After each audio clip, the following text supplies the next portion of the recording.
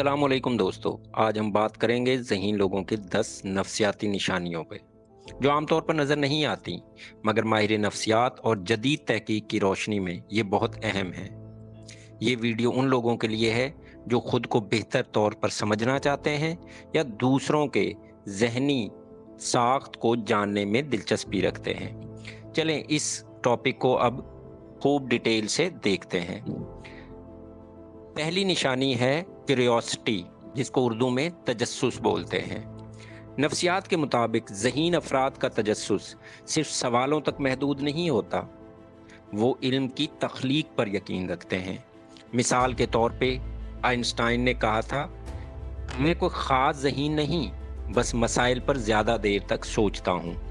ये लोग रोज़मर्रा के मशाहिदात को भी तहकीकी सवालों में बदल देते हैं, जैसे कि क्यों मुआशरों में रवायात इतनी मजबूत होती हैं, इंसानी रवैयों पर मुआशी दबाव का क्या असर होता है।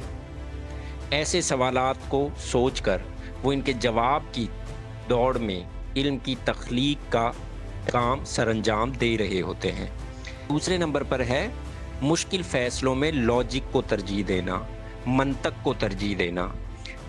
जज्बाती हजूम में भी ये लोग मंतक को तरजीह देते हैं। क्या माहिर नफ्सियात की तहकीक बताती है कि ज़हीन अफराद स्लो थिंकिंग का इस्तेमाल करते हैं, जिसमें वो तमाम मुमकिना नताइज को परखते हैं। मिसाल के तौर पे नौकरी तब्दील करने जैसे फ़ैसले में वो सिर्फ तनख्वाह को नहीं देखते, बल्कि वो देखते हैं कि वो उस नौकरी में जो काम का मियार है वो कैसा होगा, उसमें उनको सीखने का कितना मौका मिलेगा, इस नौकरी का उनकी ज़हनी सेहत पर क्या असर होगा और उनकी ज़िंदगी के जो लॉन्ग टर्म गोल्स हैं उन पर इस नौकरी तब्दील करने के क्या असरात होंगे। इसके बाद तीसरे नंबर पर आती है इमोशनल इंटेलिजेंस, जज्बाती ज़हानत। इमोशनल इंटेलिजेंस असल ज़हानत है। जिस तरह हम हमारे लिए IQ के कॉन्सेप्ट को हम जानते हैं वो इम्पोर्टेंट है, उसी तरह EQ भी इम्पोर्टेंट है। जज्बाती ज़हानत से क्या मुराद है कि अपने जज्बात को ये बेहतर तौर पे समझते हैं, दूसरे को जज्बात को भी ये बेहतर तौर पे समझते हैं और दूसरे अफराद के जज्बात के साथ बेहतर तौर पर डील कर पाते हैं।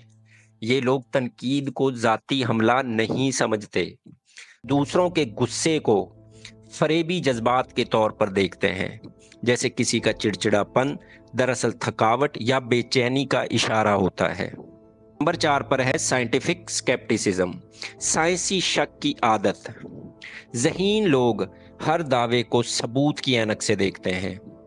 मिसाल के तौर पे एक कोर्स की गोलियों से वज़न कम होता है, इसके क्लिनिकल ट्रायल्स क्या कहते हैं? फलाना लीडर बेहतरीन है, लेकिन उसके फैसलों के मुआशी और समाजी असरात क्या थे? ये रवैया इन्हें तोहमात और जज्बाती प्रोपेगेंडा से बचाता है। 5वें नंबर पे आ जाता है क्रिएटिव डिससैटिस्फैक्शन, तख्लीकी गैर इत्मीनान। ये लोग कभी भी मुकम्मल होने पर यकीन नहीं रखते। मिसाल के तौर पर स्टीव जॉब्स ने आईफोन को हमेशा तरक्की के अमल में एक हिस्सा करार दिया। नफ्सियात में उससे ग्रोथ माइंडसेट कहते हैं। पहली बार आप कोई काम करें, अपने आप से पूछें, अगर मज़ीद वक्त होता, मज़ीद सहूलियात होती तो मैं इसे किस तरह बेहतर करता। 6ठे नंबर पर आता है तन्हाई को तख्लीक का ज़रिया बनाना। जदीद तहकीक कहती है कि ज़हीन लोग समाजी ताल्लुकात को तरजीह देने के बावजूद तन्हाई के वक्फे को अपनी तख्लीकी सलाहियतों के लिए ज़रूरी समझते हैं। जब भी ये लोग तन्हाई का शिकार होते हैं तो उस तन्हाई के शिकार वाले दौरानिया में ये कुछ बेहतर करके अपने आप को बेहतर करने की कोशिश करते हैं। आप गौर करेंगे कि बड़े बड़े मुसन्निफ़, बड़े बड़े साइंटिस्ट, ये सब लोग तन्हाई में काम करने के आदी होते हैं। ये वक्फे उन्हें समाजी शोर से बालातर होकर गहरी सोच की इजाज़त देते हैं। नंबर 7 पर आ जाता है कॉग्निटिव ह्यूमर, मज़ाह की नफ्सियाती गहराई समझना। ज़हीन लोग मज़ाह को सिर्फ हंसने का ज़रिया नहीं समझते, وہ جانتے ہیں کہ طنز سماجی تبدیلی کا اوزار ہے۔ مثال کے طور پر جارج کارلن کے لطیفے امریکی ثقافت پر گہرے تنقیدی اشارے ہوتے تھے۔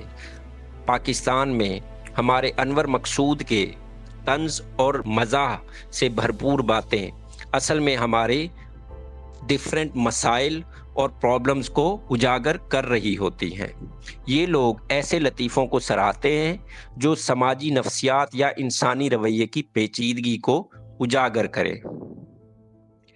8ویں نمبر پر مورل کمپلیکسٹی، اخلاقی پیچیدگی کو تسلیم کرنا۔ یہ لوگ جانتے ہیں کہ سیاہ اور سفید کے درمیان بے شمار خاکے ہوتے ہیں۔ مثال کے طور پہ کیا غریب ملک کوئلے کا استعمال جاری رکھے یا ماحولیات کو ترجیح دے؟ ذہین افراد ایسے مسائل کو سادہ جواب سے نہیں، ڈبل بائنڈ کے ساتھ بلکہ مکالمے سے حل کرتے ہیں۔ ڈبل بائنڈ کا استعمال کرتے ہوئے مکالمے سے حل کرتے ہیں۔ نمبر 9 پر آتا ہے پریگمیٹک انٹیلیجنس، علم کو عملی تبدیلی میں بدلنا۔ یہ لوگ صرف نظریہ ہی نہیں بناتے بلکہ اسے عمل میں ڈھالتے ہیں۔ مثال کے طور پہ کتاب میں پڑھا ہوا کوئی ٹائم مینجمنٹ کا اصول ان کی روزمرہ روٹین کا حصہ بن جاتا ہے۔ نفسیات کی اصطلاح میں یہ میٹا کوگنیشن خود آگاہی ہے، جہاں آپ اپنے سوچ کو بہتر بنانے کے لیے اس پر عمل کرتے ہیں۔ اور آخر میں 10ویں نمبر پر ہے موت اور وجودیت پر سوچنا۔ ماہر نفسیات کے مطابق ذہین افراد اکثر وجودی سوالات پر غور کرتے ہیں، جیسا کہ زندگی کا مقصد کیا ہے، کیا موت کے بعد بھی کچھ ہے۔ یہ سوچ انہیں سطحی خوشیوں سے بلند کرتی ہے اور وہ معنی خیز زندگی کی تلاش میں لگے رہتے ہیں۔ تو پیارے دوستو، یہ تھیں ذہین لوگوں کی 10 خصوصیات جو انہیں عام لوگوں سے الگ کرتی ہیں۔ مگر یاد رکھیں، ذہانت صرف پیدائشی نہیں ہوتی، یہ ایک لگاتار ایکسرسائز ہے۔ اگر آپ ان میں سے کچھ نشانیاں اپنے اندر محسوس کرتے ہیں تو آپ پہلے ہی اس راستے پر ہیں۔ ویڈیو کو لائک کریں، اپنے خیالات کومنٹس میں ضرور شیئر کریں اور چینل کو سبسکرائب کرنا مت بھولیں۔ اللہ حافظ۔